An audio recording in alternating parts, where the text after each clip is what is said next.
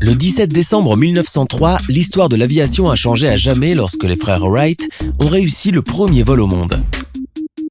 On pourrait penser que leur création était très simple. L'hélice fait avancer l'avion, les ailes produisent la portance et l'avion reste en l'air. Mais si on y regarde de plus près, on est étonné par les nombreuses technologies ingénieuses que ces étudiants en décrochage scolaire ont mises au point il y a 100 ans. Leur conception était si complète que même les avions modernes actuels utilisent les mêmes principes de vol.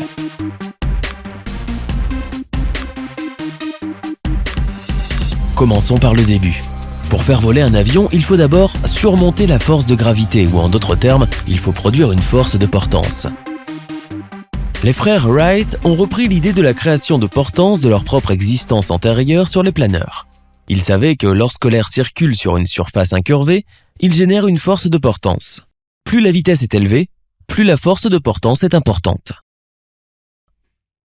Une augmentation de l'angle d'attaque augmente également la force de portance. Comment cette portance est-elle générée? Cela serait un sujet d'une autre vidéo. Pour faire avancer l'appareil, il a fallu utiliser une hélice à 2 pales. Elle produisait une force de poussée, toujours selon le même principe des voiles. Les pales d'hélice fine constituaient un choix de conception astucieux. Jusqu'alors, la croyance commune était qu'une hélice d'avion devait être quelque chose comme celle d'un navire. Cependant, les frères Wright ont prouvé que pour fonctionner efficacement dans l'air, une pale étroite à haute vitesse était le choix idéal. De plus, vous remarquerez que les pales tournaient dans des directions opposées. Voilà un autre choix de conception crucial. Sans cela, le contrôle de l'avion n'aurait pas été possible. Nous en apprendrons plus à ce sujet à la fin de la vidéo. Les pales étaient entraînées par un moteur qui reposait sur l'aile. Pour piloter un avion, il faut obéir aux équations de force pour le vol. Pour concevoir un avion pouvant satisfaire ces équations, les frères Wright ont développé leurs propres données de portance en renonçant à utiliser toutes les mauvaises données de portance existantes à l'époque. L'aile des frères Wright présentait le point le plus élevé près du bord d'attaque. Ce design produisait beaucoup plus de portance que le design haut au centre utilisé à l'époque. La conception optimale de l'aile seule ne permettait pas à l'avion de se soulever du sol. Les frères Wright se rendirent compte que les moteurs lourds des automobiles de l'époque étaient responsables de la plupart des problèmes. Ils devaient alléger le moteur sans compromettre sa puissance. Seul un moteur puissant pouvait donner à l'avion une bonne vitesse. Comme expliqué plus tôt, plus la vitesse est élevée, plus la portance est importante. Incapables de trouver un tel moteur, avec l'aide de leurs mécaniciens, les frères Wright ont conçu et construit leur propre moteur, un léger moteur à essence de 12 chevaux. Avant même le développement du nouveau moteur, les frères Wright avaient calculé qu'ils avaient besoin d'un moteur pesant moins de 200 livres, avec au moins 8 chevaux afin de répondre aux équations pour le vol. Pour réduire le poids, ils ont même fabriqué le carter en aluminium, une première à l'époque. Ils ont peint le carter en noir pour que leurs concurrents ne connaissent pas le matériau de construction. On peut voir les détails du mécanisme de chaîne et de pignon utilisé pour transférer la puissance du moteur aux pales de l'hélice. Grâce à ce concept, lorsque l'avion volait à la bonne vitesse, la force de levée dépassait la force gravitationnelle et il pouvait décoller. Avez-vous remarqué une voie ferrée dans ce visuel? C'était un autre choix judicieux des frères Wright. Ils savaient que le terrain sablonneux ne permettait pas d'obtenir une bonne vitesse pour l'avion. Ils ont donc utilisé une voie ferrée de 60 pieds de long pour un décollage en douceur.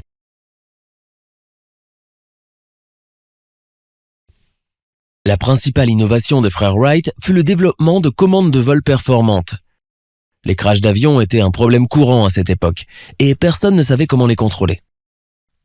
Pour contrôler un vol de manière efficace, les frères Wright devaient piloter leur avion selon 3 axes. Tangage, roulis et lacet. Ils s'appuyaient encore une fois sur les principes de la voile pour accomplir cette tâche. Pour le réglage du tangage, le Wright Flyer disposait d'un gouvernail de profondeur à l'avant de l'avion. Vous pouvez voir qu'en déplaçant ce levier, un mécanisme à câble changeait l'angle du gouvernail de profondeur. Si les gouvernes de profondeur pivotaient vers le haut, il y avait une force de portance vers le haut selon le principe de l'aileron. Le couple produit par cette force de portance pouvait pousser tout l'avion vers le haut, comme on peut le voir sur l'illustration. Pour faire piquer l'avion, il suffisait de faire l'inverse. Dans les avions modernes, les gouvernes de profondeur sont montées à l'arrière. Pour faire tourner l'avion, Wilbur Wright a eu une idée géniale, la déformation des ailes.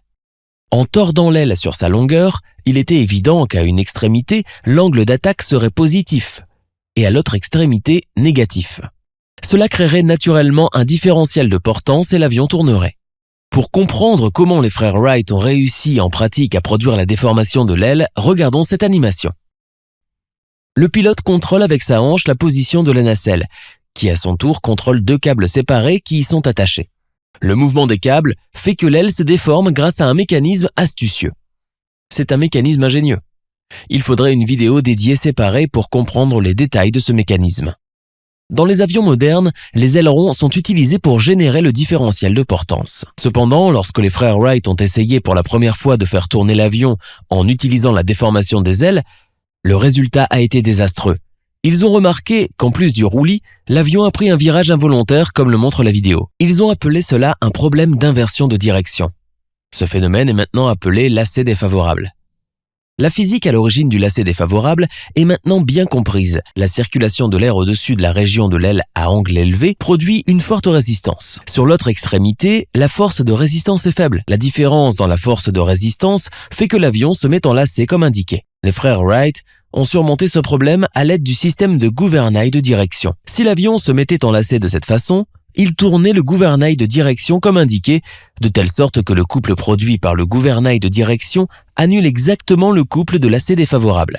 Les frères Wright ont alors pris une autre décision intelligente. Comme il fallait actionner le gouvernail de direction chaque fois qu'il y avait une déformation de l'aile, ils ont relié l'ensemble des commandes de direction et de déformation de l'aile. Ces deux mouvements étaient actionnés simultanément à partir de la commande de la hanche.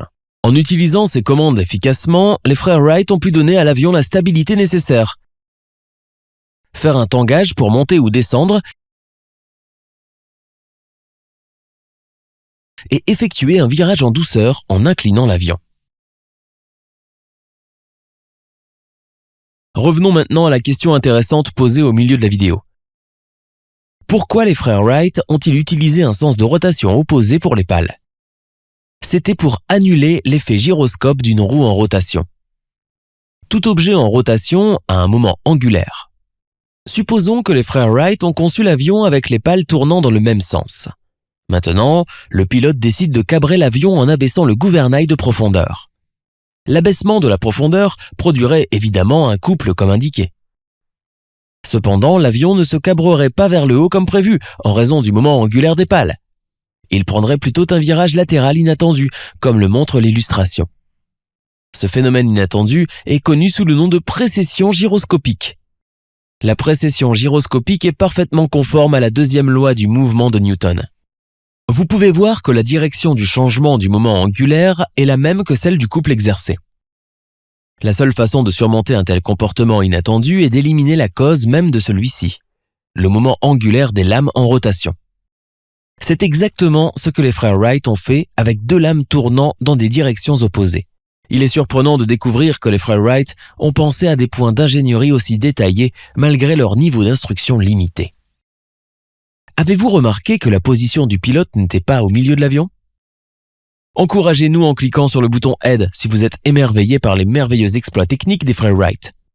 Faites-nous également savoir dans les commentaires pourquoi vous pensez que les frères Wright ont décidé de placer le pilote légèrement en dehors du centre. Merci.